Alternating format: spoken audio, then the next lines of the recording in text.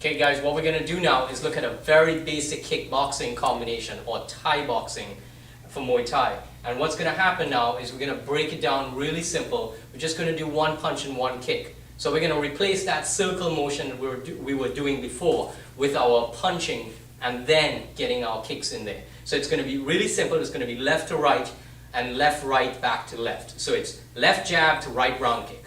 Now as we look at our partner here, I want you guys to pay attention to how he's going to feed. When we feed for the kick by itself, if he drops the pad, which you see a lot of times like this, what it forces me to do is to kick up.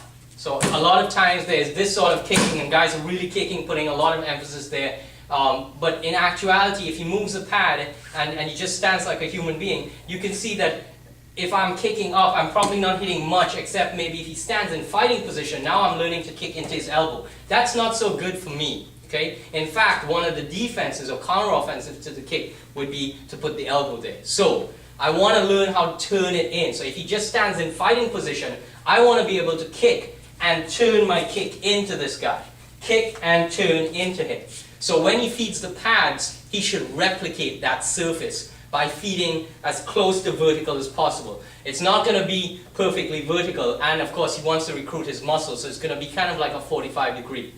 In the old days, when the guys were much taller than Master Chai, you would see them even stoop down because it allowed for them to give him a horizontal plane so that when he kicked, it would still be good form for him. What we're going to do now is demand a little bit more on our partner because I'm going to be hitting the left punch and then right away to the right round kick. This is coordination not just for me, but it's for him as well. So we're going to take that same small circle, big circle idea, and what I learned from Eric Paulson, who's actually a pretty good student of Master Chai as well, that this is the ripcord or the lawnmower effect. So when I hit the jab, I'm going to rip my rear hip into that pad. Okay?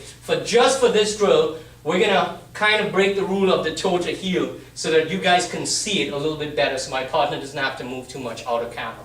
So, in slow motion, I'm going to hit the jab, and I will leave it there in slow motion. He puts it ready because I want to train this motion. I don't want to train this motion. Pull back and kick. This is about synchronizing my body. So I want to train, hit the jab, and as that hand comes in, I put the right round kick in. Now we do it at basic speed.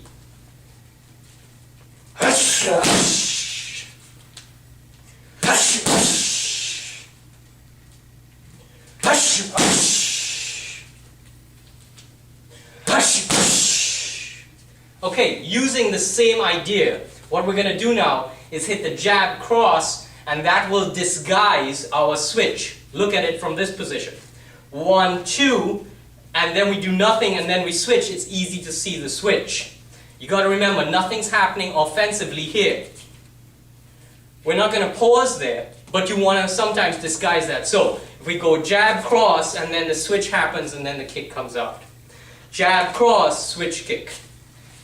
So with the partner now, what I'm going to do is because he's got a feet on this side, we can just use one pad for the jab cross. We go jab cross and then the switch. And you will see when I hit the cross, my shoulder is already back here, but what's going to happen is the lead shoulder will present itself still as we switch into the kick. So in slow motion, 1, 2, 1, 2, 1, 2, now we put it together. If you want and you're able to do it just the jab to the switch kick, that's fine, or the jab cross to the switch kick. So let's do 2 and 2. Jab, switch kick.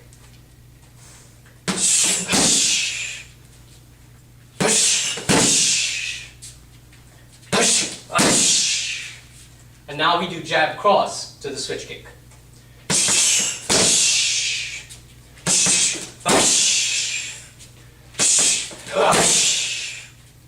You guys try it out.